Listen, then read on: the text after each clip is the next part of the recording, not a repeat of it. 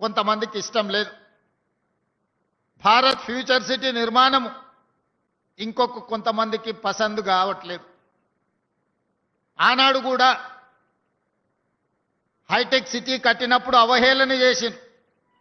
అంతర్జాతీయ ఎయిర్పోర్ట్ ఎక్కడో దూరంగా ఉంది, ఔటర్ రింగ్ రోడ్డులో ఎవరు ప్రయాణం చేస్తారు, కార్లు ఉన్న వాళ్ళ కోసమేనా ఈ అభివృద్ధి అని ఆనాడు మాట్లాడింది.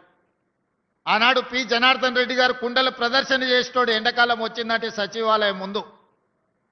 చంద్రబాబు నాయుడు గారు శాసనసభకి వెళ్ళాలన్నా, సచివాలయానికి వెళ్ళాలన్నా పి జనార్దన్ రెడ్డి గారు ప్రదర్శించే కుండల ప్రదర్శనని దాటుకొని ముందుకు వెళ్లాల్సిన పరిస్థితి ఆనాడు ఉండే.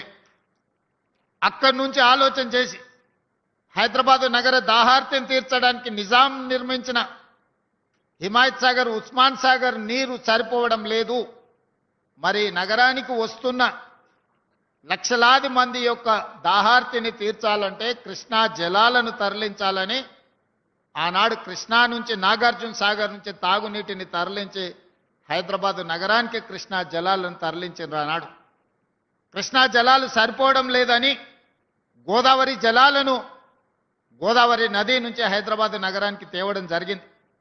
ఇవే కాదు, మంజిరా నుంచి హైదరాబాదు నగరానికి తాగునీటిని తీసుకొచ్చి ఈ ప్రాంతంలో వివిధ రాష్ట్రాలు, వివిధ దేశాల నుంచి ఉద్యోగ ఉపాధి కోసం వచ్చే వాళ్ళకి ఆశ్రమం ఇవ్వడమే కాదు, అన్ని మౌలిక వసతులను ఆనాటి ప్రభుత్వాలు ఏర్పాటు చేయబట్టే ఈరోజు ఈ ప్రాంతం గొప్పగా అభివృద్ధి చెందింది. కానీ ఇది సరిపోదు. ఇది ప్రపంచం ఆశిస్తున్న స్థాయిలో ఇంకా మనం చేయాల్సింది చాలా ఉంది. అందుకే నేను చెప్పిన హైదరాబాదు నగరం బెంగళూరుతోనో, చెన్నైతోనో, ఢిల్లీతోనో, కలకత్తానో, ముంబైతోనో పోటీ కాదు. మేము న్యూయార్క్తో పోటీ పడదలుచుకున్నాం, టోక్యోతో పోటీ పడదలుచుకున్నాం, సింగపూర్తో పోటీ పడదలుచుకున్నాం. ఇవాళ ప్రపంచాన్ని మనం కూర్చున్న దగ్గర అరచేతిలో ప్రపంచాన్ని చూడగలుగుతున్న మనం మన నగరాన్ని ప్రపంచ స్థాయి నగరంగా తీర్చిదిద్దుకోవడానికి మనకు చేతనవుతుంది, మనకు సాంకేతిక నైపుణ్యం ఉంది, మన దగ్గర అన్నీ ఉన్నాయి. అన్నీ మనకు ఉన్నప్పుడు కావాల్సింది ఒక్కటే చిత్తశుద్ధి.